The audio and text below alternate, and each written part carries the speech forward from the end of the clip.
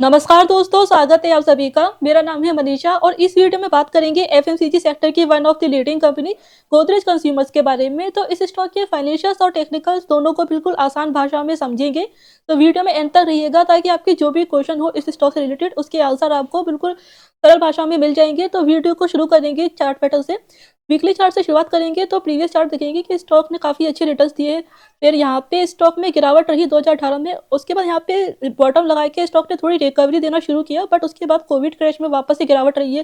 फिर मार्केट के साथ स्टॉक ने रिकवरी दी है और यहाँ पे जो है स्टॉक ने राउंडिंग बॉटम पैटर्न जैसा फॉर्मेशन किया है। उसके बाद इसने यहाँ पे हाई लगाया, फिर यहाँ पे गिरावट देखने को मिली है हमें। काफ़ी शार्प गिरावट के बाद इसने यहाँ पे कप एंड हैंडल जैसा फॉर्मेशन किया है और उसका ब्रेकआउट भी दिया है।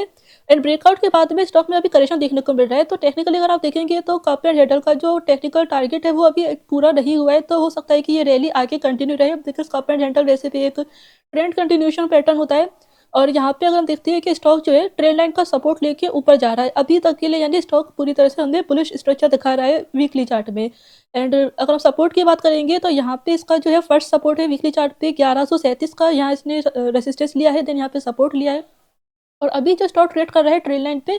तो यहाँ से अभी कुछ न्यूज़ आई है जिसकी वजह से थोड़ा नेगेटिव सेंटीमेंट बढ़ सकता है। तो इसके बाद अगर जो इसका सेकंड सपोर्ट रहेगा वो रहेगा यहाँ पे।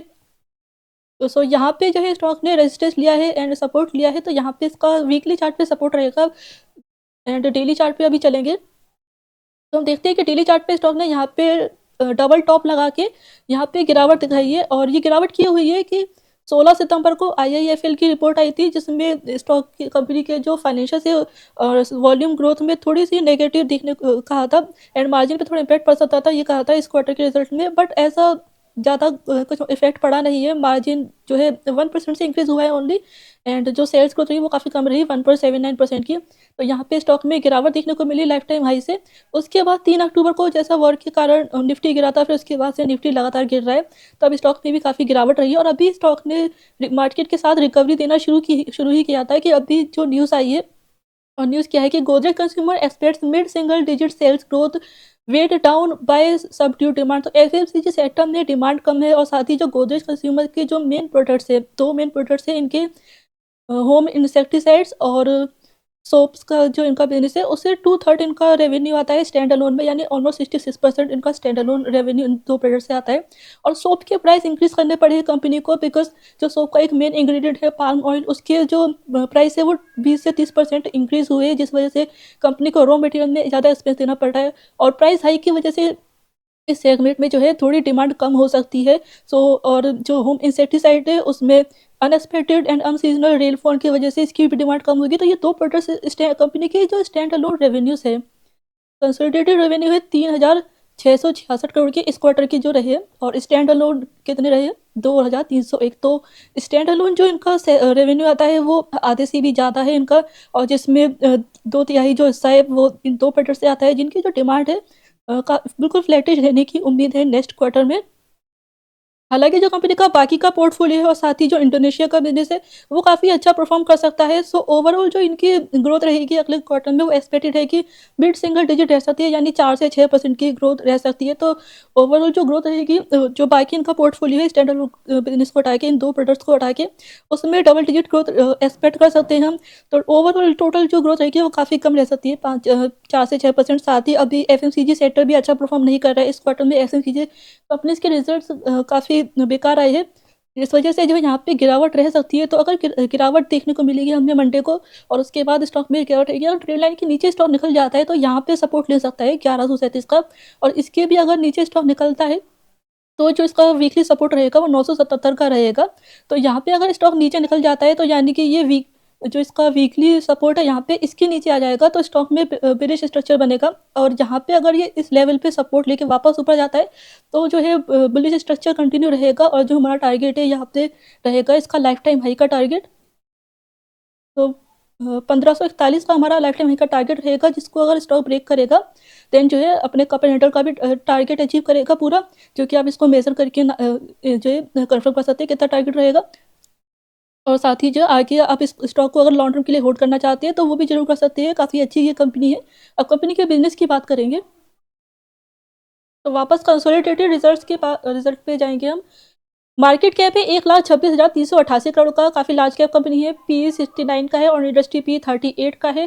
तो इंडस्ट्री पी से काफ़ी ज़्यादा हाई वैल्यूएशन पे अभी ट्रेड कर रहा है। आरओसी 90% का है एंड आरओई -56% के रिटर्न से। तो ये क्यों इतना नेगेटिव है, इसके आगे हम बात करेंगे। डेट फ्री कंपनी है, ऑलमोस्ट 0.3 का डेट है एंड बुक वैल्यू काफ़ी ज़्यादा है, 10 की बुक वैल्यू है।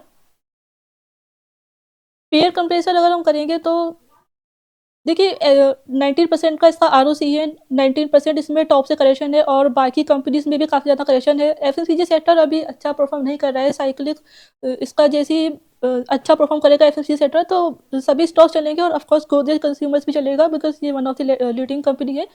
पर्सनल केयर प्रोडक्ट्स में डेट 0.03 है एंड ओपीएम काफ़ी अच्छा है 21% का। बुक वैल्यू अभी ज़्यादा है इनकी, 10 की बुक वैल्यू है। क्वार्टर रिजल्ट्स की बात करेंगे तो देखिए इस क्वार्टर में मार्च 2024 में कंपनी को काफ़ी लॉस हुआ है 1893 करोड़ का। तो ये लॉस क्यों हुआ है ना, क्योंकि ये एक्सेप्शनल लॉस है।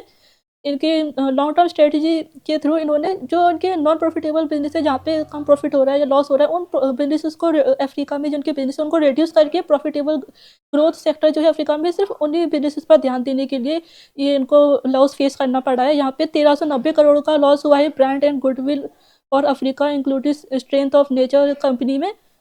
और 927 करोड़ का लॉस हुआ है सब्सिडरीज के सेल्स में जो कि बिजनेस इन ईस्ट अफ्रीका। तो इस सब्सिडरी को सेल करने में जो है वैल्यूशन कम वैल्यूशन पे सेल हुआ है ये। उसके अलावा जो आपको बड़े ट्रांजेक्शन में बताऊं तो गोदरेज ईस्ट अफ्रीका होल्डिंग्स में जो इनकी होल्डिंग्स है वहाँ पे सेल करने में इस इन्वेस्टमेंट में भी काफ़ी कम वैल्यूशन पे सेल हुआ है। तो 792 करोड़ का लॉस यहाँ पे हुआ है। और इसके अलावा मॉरिशस अफ्रीका होल्डिंग्स लिमिटेड में 273 करोड़ का लॉस हुआ है। तो ये कुछ बड़े और इंपॉर्टेंट ट्रांजेक्शन है जिनकी वजह से कंपनी को लॉस हुआ है। तो शॉर्ट टर्म में भले ही इस वजह से लॉस फेस करना पड़ा है कंपनी को, बट लॉन्ग टर्म में अगर ये स्ट्रेटजी इनकी सक्सेसफुल होती है तो जो इनके प्रॉफिटेबल बिजनेस पे ये फोकस करेंगे अफ्रीका में तो वहाँ से अच्छा फाइनेंशियल देखने को मिलेंगे हमें। तो इस वजह से यहाँ पे कंपनी को ये एक्सेप्शनल लॉस फेस करना पड़ा है। इसके जो अगले क्वार्टर्स को हम देखते हैं तो जो अगले क्वार्टर में सेल्स कम रही है -3.4 सेल्स और उसके बाद 1.7% की सेल्स ग्रोथ। तो बट वो मार्जिन अच्छा इंप्रूव हुआ है, 22% का पिछले क्वार्टर मार्जिन रहा तो 19% से बढ़ के 22% हुआ है और अगले क्वार्टर में 20% से बढ़ के 21% मार्जिन हुआ है। नेट प्रॉफिट में भी अच्छी ग्रोथ है। इस क्वार्टर के जो प्रॉफिट रही है वो 491 करोड़ की रही है जो कि लास्ट क्वार्टर में यानी ईयर और ईयर पे 433 से बढ़ी है। तो अच्छी ग्रोथ रही है। यहाँ पे जो एक्सेप्शनल लॉस रहा है बट आगे जो है कंपनी की ग्रोथ अच्छी रहेगी। अब ईयरली बेसिस पे हम देखते हैं तो हाईएस्ट सेल्स रही है 2024 में 14,096 करोड़ की, 5.86% की सेल्स ग्रोथ रही है, 21% का मार्जिन रहा है। मार्जिन अच्छा रहा है, 18% का मार्जिन था 2023 में। तो 3% की मार्जिन ग्रोथ है। यहाँ पे जो लॉस है वो एक्सेप्शनल लॉस था और माइनस फिर 561 करोड़ का यहाँ पे लॉस है 2024 में और टीटीएम में लॉस दिखा रहा है। सो बट जो अभी 2 क्वार्टर्स अच्छे रहे तो ऐसे ही क्वार्टर्स अगर आगे देखने को मिलते हैं तो 2000 करोड़ से ऊपर का जो है प्रॉफिट हमें 2025 में देखने को मिल सकता है। इनका जो हाईएस्ट प्रॉफिट था वो 2019 में था बिकॉज यहाँ पे कंपनी को टैक्स क्रेडिट मिला था। बट ऑपरेटिव प्रॉफिट अगर देखते हैं तो 2024 का ही सबसे हाईएस्ट रहा है 2,957 करोड़ का। अभी डिविडेंड देखते हैं तो 2020 के बाद से कंपनी ने डिविडेंड नहीं दिया था। बट यहाँ पे कॉर्पोरेट एशर्स में दिखते हैं तो 2020 तक तो कंपनी ने डिविडेंड नहीं दिया है। फिर उसके बाद 2020 के बाद 3 साल तक डिविडेंड नहीं दिया, 2024 से डिविडेंड देना शुरू कर दिया और अभी जो है कंपनी डिविडेंड पे कर रही है। सो अभी डिविडेंड भी पे कर रही है कंपनी।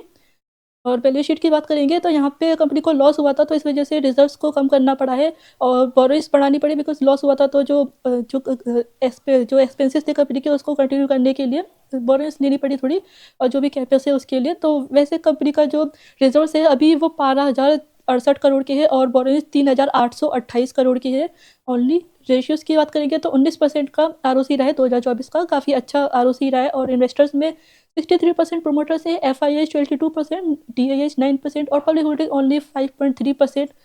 2021 में 6% पब्लिक होल्डिंग थी और अभी 5% तक आ गई है। तो पब्लिक होल्डिंग काफ़ी ज़्यादा कम है, इस स्टॉक का शेयर होल्डिंग पैटर्न अच्छा है। तो इस वीडियो में बस इतना ही। आई होप कि वीडियो आपको अच्छा लगा होगा। अगर वीडियो अच्छा लगा है तो वीडियो को लाइक कर दीजिए और चैनल पे नए हैं तो चैनल को सब्सक्राइब कर दीजिए। और कोई क्वेश्चन है या किसी और स्टॉक पे वीडियो चाहिए तो कमेंट कर दीजिए, आपको रिप्लाई जरूर मिलेगा। Thank you for watching. मिलते हैं नेक्स्ट वीडियो में।